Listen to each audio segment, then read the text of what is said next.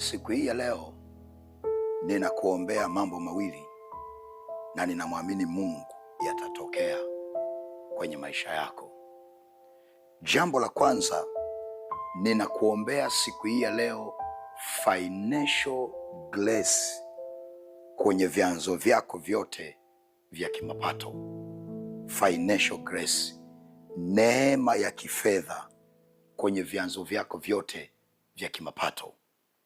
Maandiko yanasema, bali utamkumbuka Bwana Mungu wako, maana ndiye akupaye nguvu za kupata utajiri. Maana ndiye akupaye nguvu za kupata utajiri.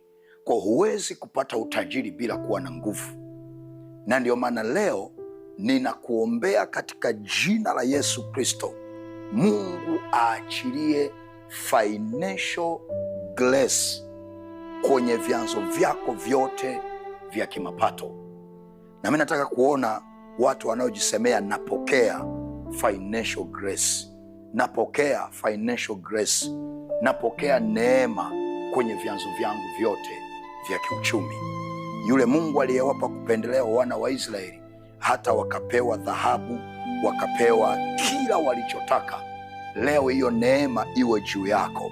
Financial grace kwenye vyanzo vyako vyote vya kimapato iwe juu yako. Mungu akupe kufanikiwa, Mungu akupe nguvu za kupata utajiri siku hii ya leo. Lakini jambo la pili, ninakuombea yule malaika anayeletaga habari njema apite na kwenye njia yako, apite na kwenye maisha yako. Maandiko yanasema kwenye Luka sura ya 2 mstari wa 10, malaika akawaletea habari njema ambayo iliwafurahisha wote. Na mimi ninakuombea siku ya leo, Mungu alete habari njema kwenye maisha yako. Na mimi nakuombea, pokea habari njema kwenye uchumi wako, pokea habari njema kwenye biashara yako, pokea habari njema kwenye uzao wako, pokea habari njema kwenye